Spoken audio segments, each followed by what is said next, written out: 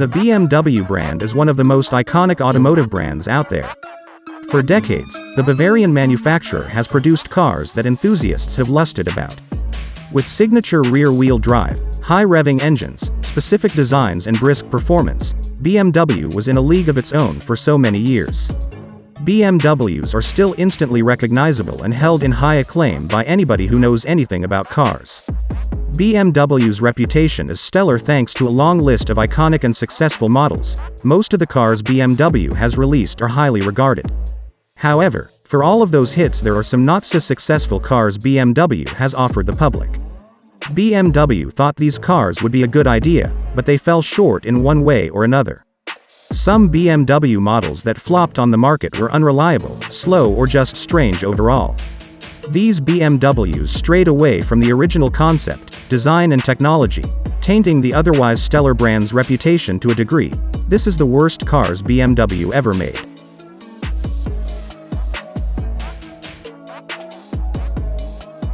BMW 7 Series Hydrogen. From 2005 to 2007, BMW produced a version of its 7 Series luxury sedan called Hydrogen 7. It was a specially prepared 760Li model that could run on liquid hydrogen and regular gas. It was the first production-ready passenger vehicle that could run on hydrogen fuel. Although offered in selected markets, production was reasonably low. The company showed its dedication to clear energy and future technologies. Even though it was a revolutionary attempt, BMW lost enormous amounts of money on developing this model. In the end, it was withdrawn after only 2 years on the market and a few hundred cars sold.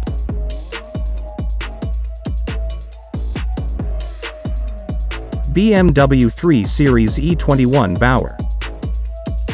For decades, BMW had a long and fruitful relationship with German design company Bauer, which produced limited edition unique models for BMW. BMW supplied bodies for Bauer conversions, convertibles or Targa-style open tops based on regular models. Back in the 70s, safety regulations almost outlawed convertibles, so manufacturers made Targa-style versions and other strange creations. One of the such was E21 3 Series Bauer TC2 models, produced from 1978 until 1982 in just over 4,500 examples. Only 25 of those cars were sold in America, and the look was never well received by customers. BMW M550 DF10. BMW also dedicated much time and attention to diesel engines like other German car brands. BMW's straight-six diesel engines were known for their power, torque and low fuel consumption for decades. In 2012, BMW decided to make one of the most potent diesel sedans and show the world that oil burners can be as fast as gasoline cars. The model in question was the mighty M550 DF10, which had a 3.0-liter diesel engine with twin-turbo technology, high-compression internals, jets and engine components. The result was 375 horsepower and a mighty 546 pound-foot of torque. Even though the performance was impressive and 0 to 60 miles per hour took less than 5 seconds, the reliability was terrible. Due to the enormous boost, engines were literally eating themselves and the N5730S engine was discontinued. BMW Isetta. Facing financial doom with an expensive and not very popular line of premium models produced in the 50s, BMW was forced to think fast and find a product that could sell with significant profit. The BMW motorcycles were always popular with European buyers and management believed this was a good direction. In the post-war years, most customers could only dream of owning a proper car, so there were plenty of micro-car companies which sold small and inexpensive models. One of those companies was Italy's ISO, which produced the tiny Isetta. BMW liked the product, bought the license, thoroughly re-engineered the car, and installed its motorcycle engine. The original BMW Isetta was introduced in 1955, first with a 250cc engine and later with bigger 300 and 600cc engines. BMW 502.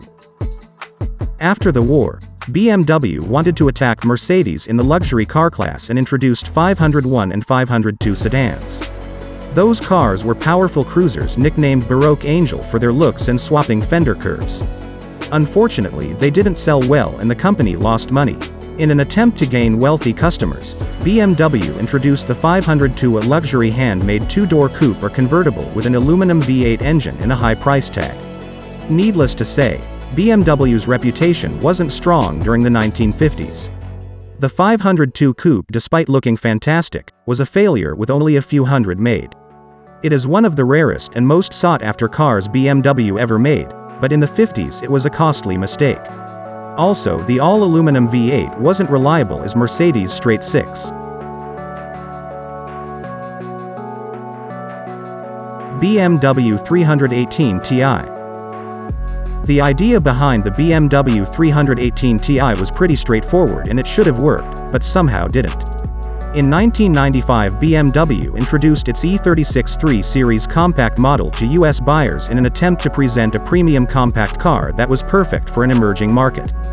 The 318 Ti had all classic BMW features, design and performance, but somehow it sold far less than anyone expected. Ultimately, US buyers didn't even consider buying this version of the 3 Series. The sedan, coupe and convertible proved to be far more popular. The 318 Ti was on the market for just a couple of years, selling around 10,000 examples in total.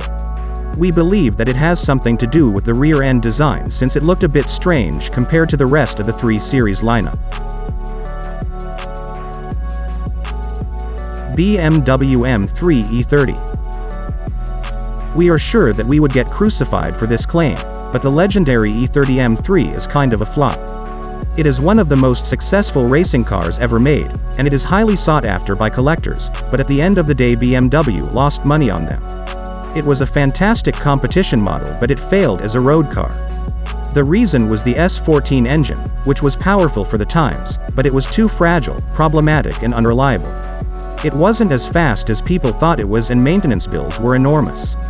If you compare it to its biggest rival, the Mercedes 192 316V, you can see that BMW failed by only managing to sell 17,000 examples while Mercedes sold 3 times as much. Learning a lesson due to the E30 M3, BMW changed the philosophy with subsequent M3 models and sales were much better.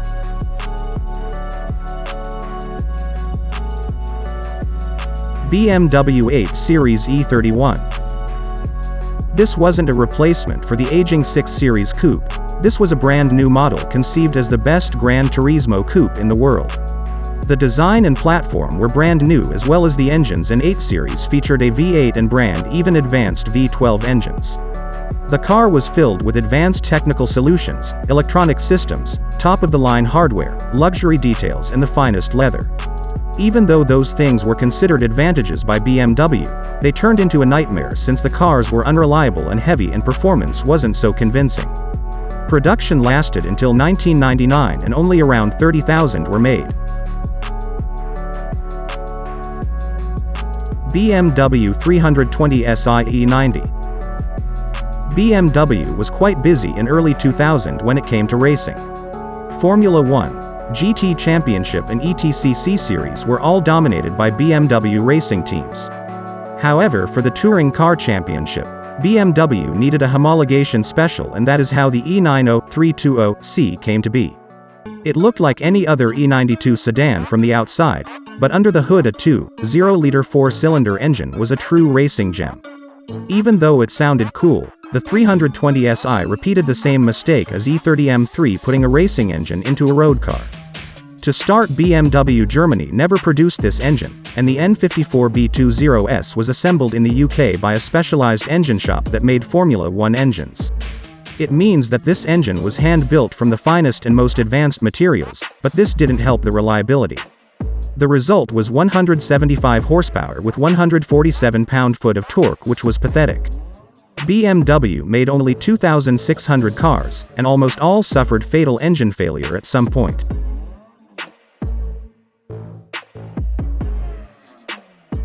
BMW i3. BMW's intentions on building clean vehicles are well known throughout the industry, but nobody expected the i3. It is a small hybrid or fully electric car with a high price tag and very advanced technology. It is definitely not what a BMW enthusiast wants, but it is necessary in the modern world. Somehow it is popular in urban areas, although it is pricey and has a limited range. However, due to the lack of any true BMW characteristics, ugly design, lack of performance and driving dynamics, it should be considered one of the worst cars BMW ever produced and a proper disgrace in the eyes of any true BMW enthusiast.